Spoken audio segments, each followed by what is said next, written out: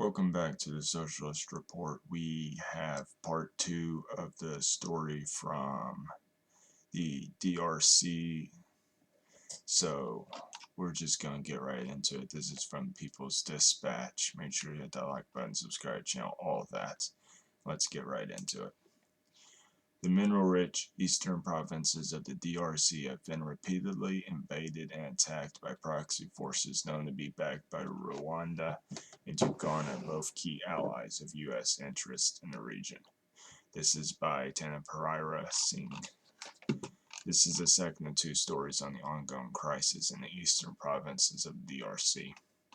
On Friday, December 23rd, the M23 rebel group in the Democratic Republic of Congo officially handed over its positions in Kimbumba in North Kivu province to the East African Community Regional Force, citing the recommendations of the summit held in Luanda, Angola in November. However, days after M23 announced its withdrawal from its seized positions in Kimbumba, displaced communities have still not been able to return amid reports that rebel fighters are still present in the area.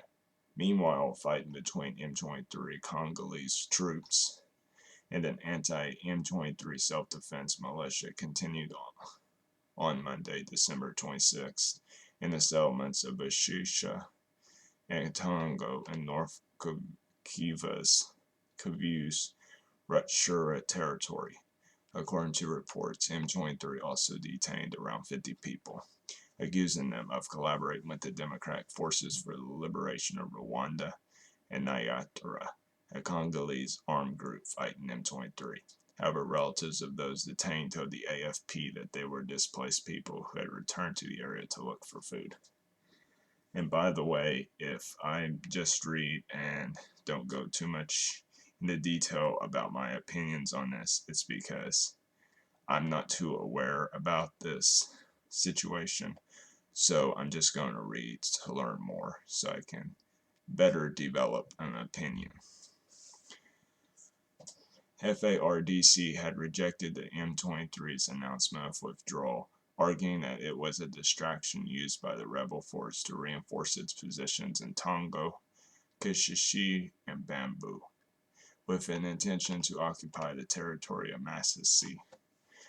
Friday's purported withdrawal came a day after excerpts of a report by a UN group of experts were made public, stating that there was substantial evidence that Rwanda forces had directly intervened in the DRC between November 2021 and October 2022 and provided ammunition, uniforms, and weapons to M23. Not only that, the report also noted that the rebel group had passed through Uganda unhindered during its capture of the DRC's eastern border town of Bunagana in June.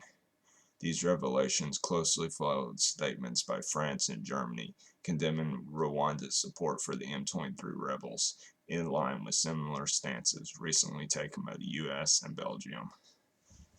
These are the usual condemnations issued in the strongest possible terms. It does not mean that these countries have taken any action. As the Congolese people, we're not waiting for any more condemnations.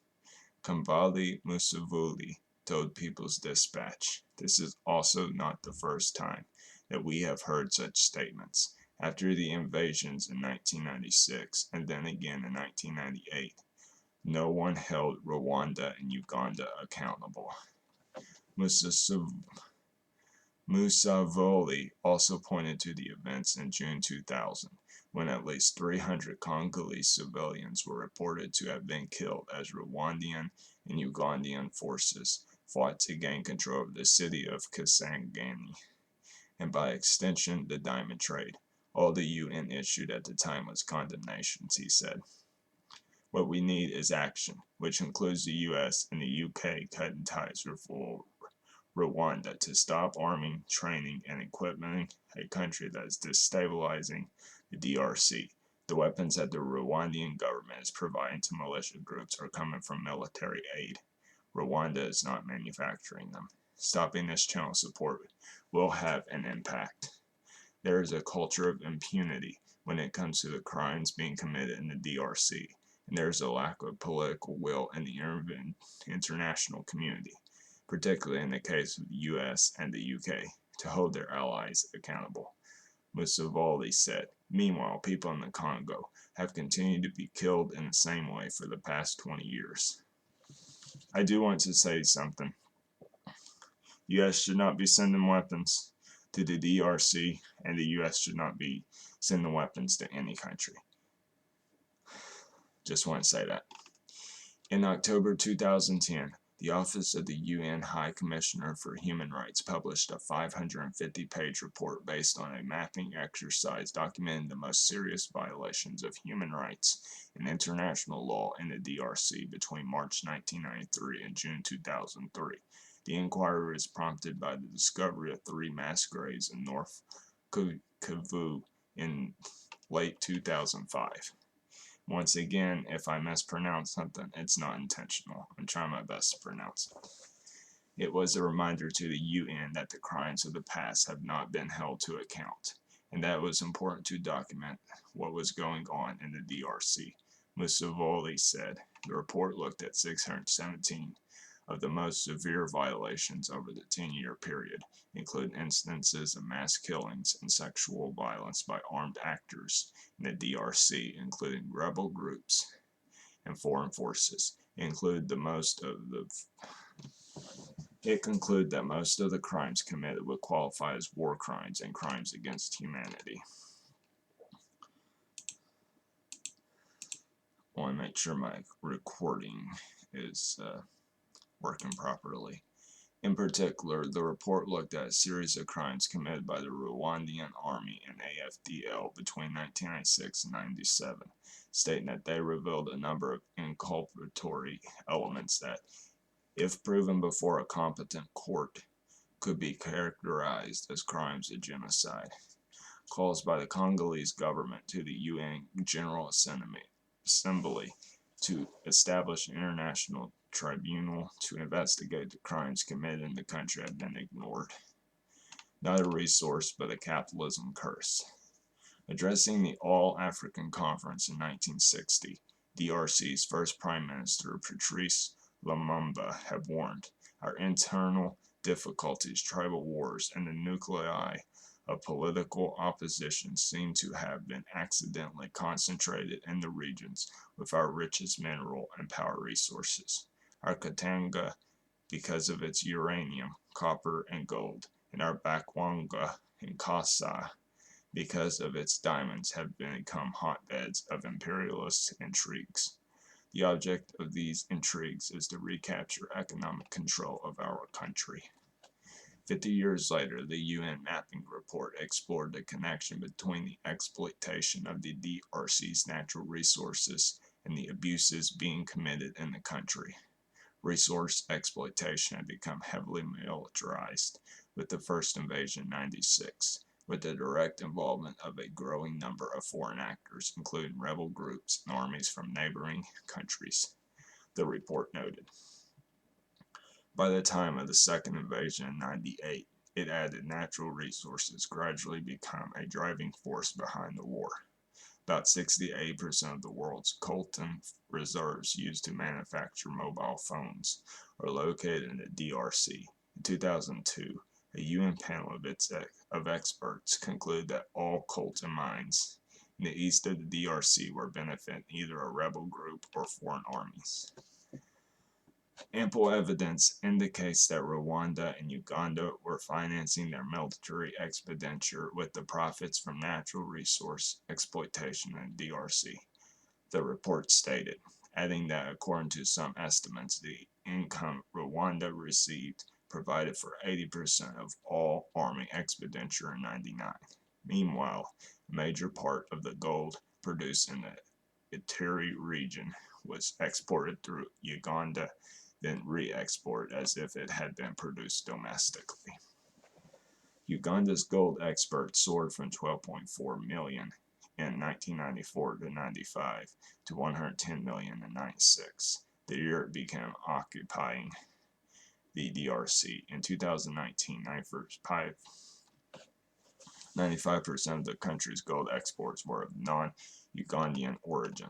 In 1999, the DRC approached the International Court of Justice to seek $11 billion from Uganda as reparations for the harms caused by its military occupation. Finally, in February 2022, the court ruled that Uganda must pay $325 million over 5 years, including $225 million for loss of life and other damage to persons, and $60 million for damage to natural resources. Cobalt, lithium, coltan, those are minerals necessary for the fourth industrial revolution. When we talk of lithium, most people think of Bolivia and not of Mono. The DRC is also the world's largest producer of cobalt. As long as we have these minerals in the Congo, we will have forces destabilizing the country, Mussolini said. But the minerals are not the problem. Capitalism is the problem. Norway has oil, is a resource-rich country. Why don't we see that what is happening in the DRC there as well? It's clear where the DRC has been placed on the capitalist chain of production, as a place whose resources are exploited, he added. On December 13th, the governments of the DRC and Zambia signed an agreement with the U.S. towards developing an electric vehicle value chain. U.S. interest in the DRC's cobalt reserves is not new, given its importance not only in electric vehicles but also military equipment, so much so that the U.S. continued to deliberately ignore the very obvious role that it was playing in fueling the violence in the DRC. I've got a theory here. The CHIP Act was passed so that United States hates China, so they want to be less reliant on China, and they were going to exploit the DRC for lithium because, as we read a few paragraphs ago, lithium is very exploited and a very widespread resource in the country. And lithium's used to make electric cars, so the batteries in electric cars. Moreover, the deal with the DRC and Zambia did not emerge in a vacuum. Mussolini explained. In fact, both countries already signed agreements for mineral exploration for the manufacturing of electric batteries back in April. The U.S. has inserted itself into this process. Why? One of the reasons is an attempt to block out China from the African continent, the DRC being the largest producer of cobalt, around 80% of the global reserves. And with the huge push away from fossil fuels towards wind, solar, and electric energy, the Congo will be at the center of the discussion. The U.S. is just trying to guarantee its flow of resources while ignoring the interests of the Congolese people. The U.S.-Africa Summit did not engage in how to bring about peace and stability in the DRC. The focus was how do we gain access to the Congo's cobalt, ensuring peace, stability, and sovereignty. During the summit, U.S. President Joe Biden also met with Congolese President Felix Tshisekedi, along with the heads of state from Gabon, Liberia, Madagascar, Nigeria, and Sierra Leone to discuss their country's upcoming elections in 2023. The U.S. also plans to provide over $165 million to support elections and good governance in Africa in 2023. America should not be getting involved in foreign countries' elections. The current government of President Tshisekedi is not a government of the people. The facts on the ground show that the 2018 election was stolen, with Tshisekedi being backed up by the U.S., Mussolini said. Today, the Congolese people are facing a situation where they have to solve the challenges facing their country with a leader who is imposed upon them. Not only do such meetings raise concerns of further interference, their paternalistic tone is hard to ignore. Can you imagine an African president calling a leader from Europe to discuss their elections? This tells us very clearly that these are not the leaders chosen by the people, because the leader chosen by the people will not be summoned to Washington. They will go to the people of Kinshasa of Gama to hear their needs, he said. The Congolese people have already shared their demands for a free and fair election.